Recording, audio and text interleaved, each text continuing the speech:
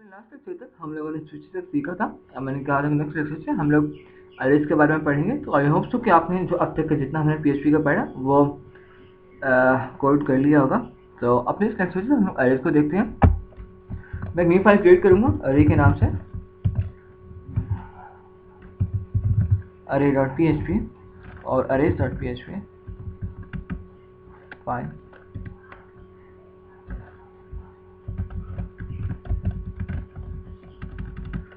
यहाँ पे मैं एक वेरिएबल लेता हूँ, लेट्स से नंबर्स। उसके अंदर मैं एक अरे सेव करवाता हूँ अरे कीवर्ड से। उसके अंदर लेट्स से मैं सेव करवाता हूँ 1 2 3 4 5 6 5।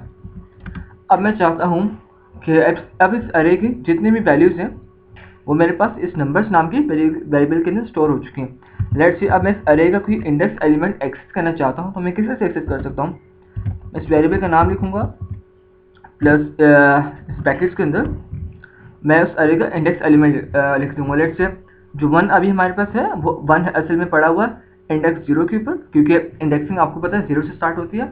ये 2 जो है इंडेक्स 1 पर पड़ा हुआ, 3 इंडेक्स 2 पे और सो ऑन। अब मैं चाहता हूँ कि मुझे इंडेक्स 1 की वैल्यू चाहिए। इंडेक्स 1 पर हमारे पास 2 पड़ा हुआ, तो लेट्स से अब देखते हैं हमारे पास 2 आउटपुट में आता है कि नहीं। ब्राउज़र में जाऊँगा और यहाँ पे लिखूँ arrays.php। आप देख सकते हैं कि हमने जब इंडेक्स 1 को एक्सेस किया हमारे पास जो वैल्यू थी वो 2 आई। और अगर इसी तरह से मैं देखना चाहता हूँ कि मेरे पास किस इंडेक्स पर क्या वैल्यू पड़ी हुई है, तो हम एक कमांड यूज़ करते हैं पीएचपी के अंदर, वेरिएबल डंप। वेरिएबल डंप की कमांड असल में क्या करती है, वो इस वेरिएबल को पूरा डंप करती है और बताती है कि इस वेरिएबल के अंदर क्या क्या एलिमेंट्स कहाँ कहाँ पर कैसे पड़े हुए हैं। तो आइए इसे यूज़ करते हैं। मैं लिखूँगा var अंडरस्कोर डंप और इसके अंदर मैं अरे को पास कर दूंगा जो कि हमारे पास थी नंबर्स। इस लाइन को मैं अभी कमेंट कर देता हूँ और आपको दिखाता हूँ कि रिजल्ट क्या आता है। आप देख सकते हैं हमारे पास उसने उस नंबर्स नाम के वेरिएबल को डंप किया है और यहाँ पर उसने हमें बताया कि जो 0 पड़ा हुआ हमारे पास, जो 1 पड़ा हुआ इंटीजर वो पड़ा हुआ 0 इंडेक्स पर, और जो 2 पड़ा हुआ वो पड़ा हुआ इंडेक्स 1 पर, एंड सो ऑन। इस तरह से इसने हमें अरे का साइज भी बता दी जो कि 6 है। अब C++ की बात करें तो C++ में अगर आप अरे लेते हैं उस अरे में सिर्फ इंटीजर जा सकते हैं। अगर आप अरे लेते हैं कुछ स्ट्रिंग्स की तो उसमें सिर्फ स्ट्रिंग्स आ सकती हैं, बट PHP में ऐसे नहीं है।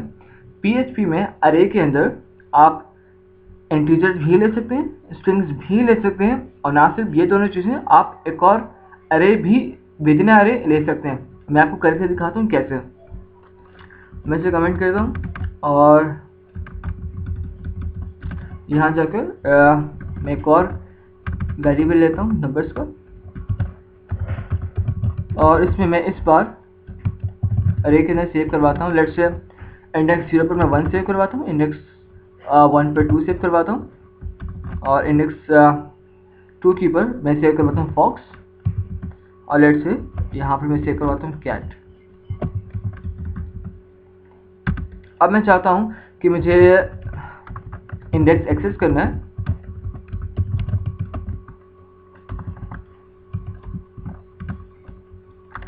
लेट्स से कि ये index 0, index 1, index 2, index 3। Let's say मैं चाहता हूँ कि मेरे पास इंडेक्स 2 आए, और मैं चाहता हूँ कि मेरे पास यहाँ पर इंडेक्स 3 आए। अब आप देख सकते हैं इंडेक्स 2 और इंडेक्स 3 पर क्या वैल्यूज पड़ी हुई हैं। ब्राउज़र में जाऊँगा, रिफ्रेश करूँगा, आप देख सकते हैं इंडेक्स 2 की वैल्यू फॉक्स थी, इंडेक्स 3 की वैल्यू कैट थी, जो कि मेरे सामने आ चुकी है। अब अगर इसे भी आप बार डंप करना चाहें आप इसे करके देख सकते हैं।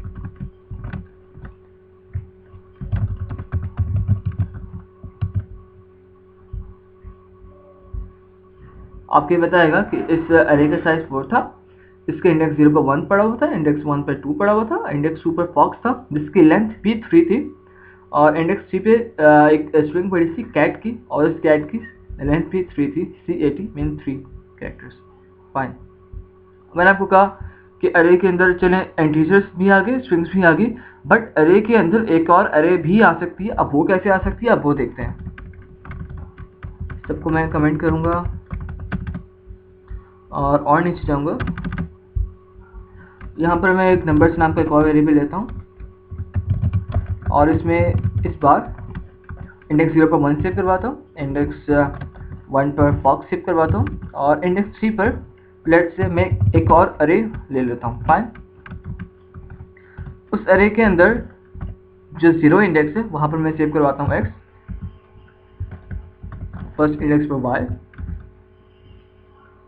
और लेट्स से इसकी सेकंड इंडेक्स पर z। फाइन, अब मैं आपके सामने अगर लेट्स से मैं यहाँ पर इको करवाता हूँ, अब मैं आपको सारे इंडेक्सेस इसके इको करवा के दिखाता हूँ।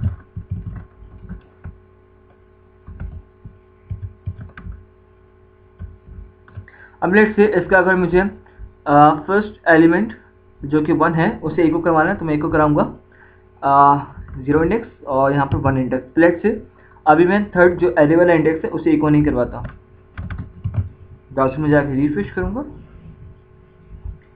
और आप देख सकते हैं हमारे पास 1 भी आ चुका और फॉक्स भी आ चुका है। अब लेट्स से मैं चाहता हूँ कि जो थर्ड हमारे पास वैल्यू है जो कि आगे 0 या सेकंड इंडेक्स पर पड़ी हुई है अरे जो है मैं उसे इको करना चाहता हूँ। लेट्स से अगर मैं इस अरे को सिंपल ऐसे इको कराऊंगा तो मेरे पास एरर आ जाएगा। आप देख सकते हैं कि ये नोटिस अरे टू स्ट्रिंग कन्वर्जन इन सी ब्ला ब्ला ब्ला, ठीक है, क्योंकि ये अरे थी इसने बता भी दी कि अरे है। अब अगर हमें इस अरे के एलिमेंट को एक्सेस करना है विद इन एन अरे तो ये नेस्टेड अरे है असल में, ठीक है। अब इस नेस्टेड अरे के अंदर ये 0 इंडेक्स है, ये 1 इंडेक्स है और ये 2 इंडेक्स है। अगर मैं चाहता हूँ कि इस अरे के अंदर जो सेकंड इंडेक्स है जो कि ये है, फाइन, इस सेकंड इंडेक्स अरे के अंदर मैं फर्स्ट एलिमेंट एक्सेस करना चाहता हूँ जो कि 0 इंडेक्स पर पड़ा हुआ है, तो यहाँ पर मैं कुछ इस तरह से लिखूंगा 0 नेस्टेड अरे और अगर अपने ब्राउज़र में जाऊँगा तो आप देख सकते हैं हमारे पास x आया फॉक्स में, यहाँ पर आपको x नज़र आ रहा होगा। अगर मैं चाहता हूँ कि मेरे पास इसका सेकंड और थर्ड इंडेक्स भी आए, फर्स्ट और सेकंड इंडेक्स भी आए, तो मैं कुछ इस तरह से लिखूंगा और देख सकते हैं हमारे पास x y z 3 आ चुके हैं। तो इस लेक्चर में आपने देखा कि हम लोग अरे के अंदर ना सिर्फ इंटीजर्स स्ट्रिंग्स बल्कि एक और अरे भी स्टोर करवा सकते हैं और उस अरे के इंडेक्सेस को किस तरह से एक्सेस कर सकते हैं। तो अपने नेक्स्ट लेक्चर में हम लोग अरेज के बारे में कुछ मज़ीद पढ़ेंगे। So best of luck and happy coding.